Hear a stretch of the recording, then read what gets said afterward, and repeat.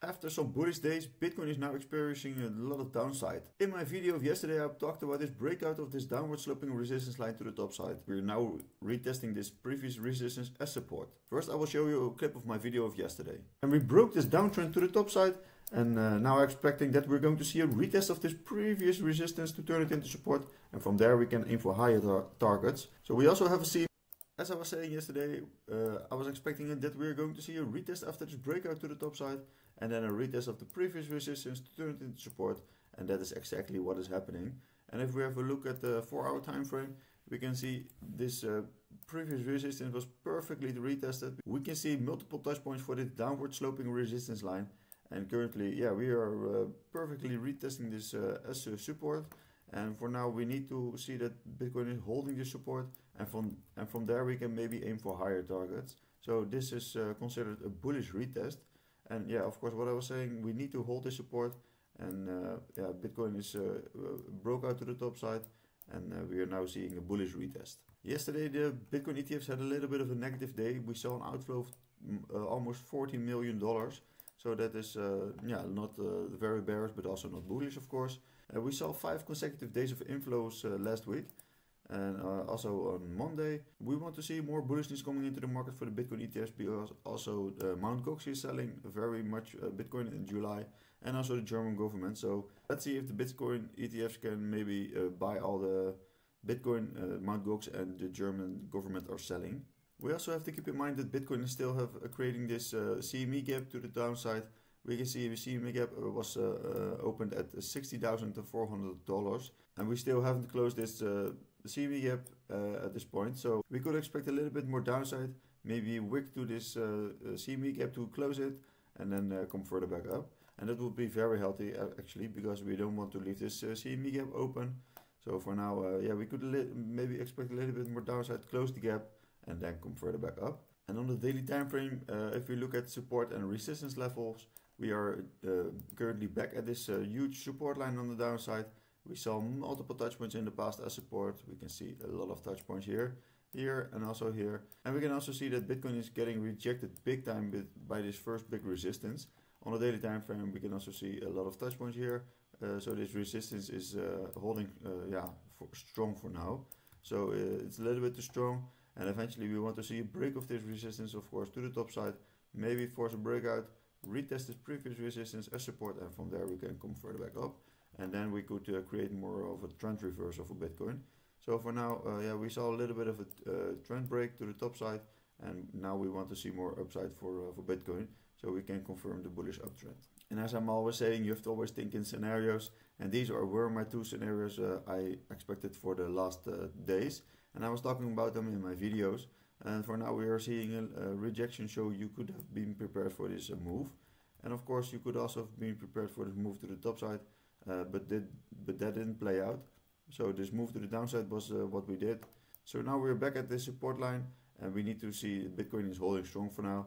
And yeah, we have to be a little bit patient. There are also some bullish messages for Bitcoin. The 820 billion asset manager Standard Chartered Bank says that Bitcoin is going to reach 100,000 by August in this year. So that is a very interesting quote from them, and also because it's a bank. So if Bitcoin can reach $100,000 by August, that would be insane, because it will be like in yeah, 1 month. And of course it could also happen in the end of August. But yeah, do you think Bitcoin will reach $100,000 by August? Let me know in the comments if you think that as well.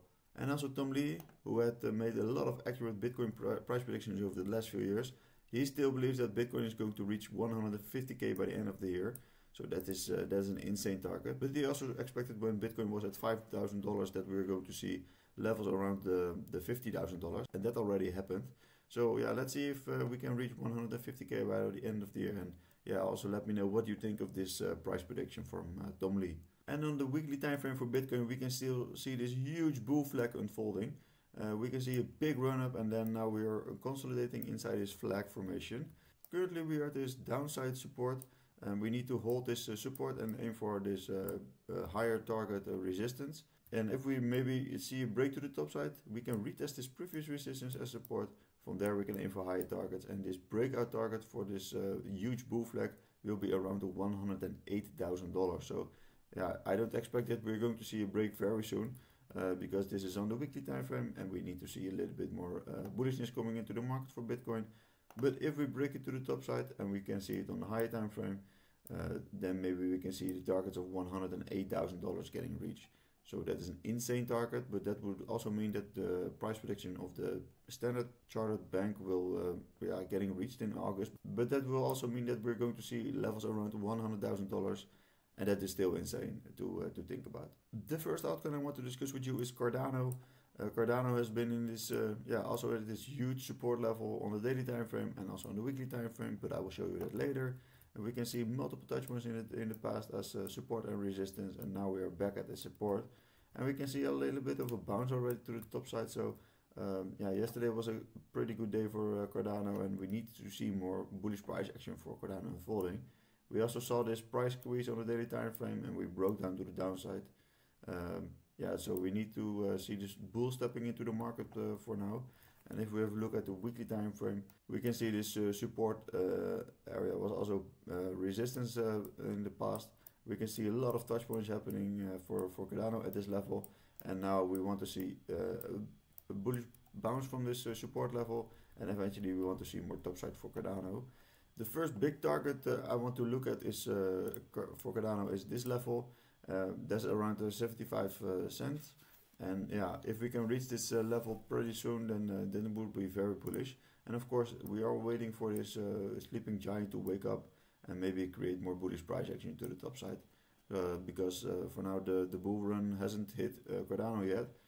And we need to see more bulls stepping into the market for Cardano, because I think Cardano is still very potential good play. And we might see levels around $5 in the coming bull cycle, in my opinion. And the second altcoin I want to have a look at is Chainlink. Chainlink is also in this huge range for now. We can also see this support is holding strong, and we are also seeing a little bit of a bounce. And we can see multiple touch points in the past as support, so the support is still holding strong.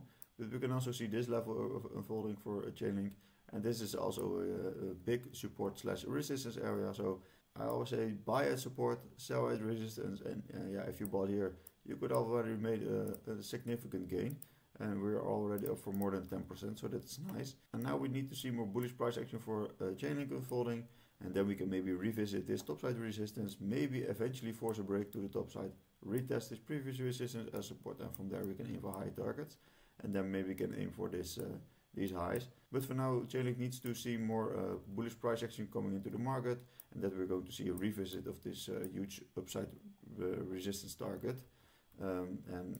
Chainlink is still in this range, so we can expect a little bit more sideways action also for Chainlink. And let me know in the comments what you think of Chainlink and if you hold Chainlink in your portfolio. Give this video a like if you find this video useful. Follow me on Twitter to be always updated about the crypto space, and I hope to see you in the next video. Bye bye.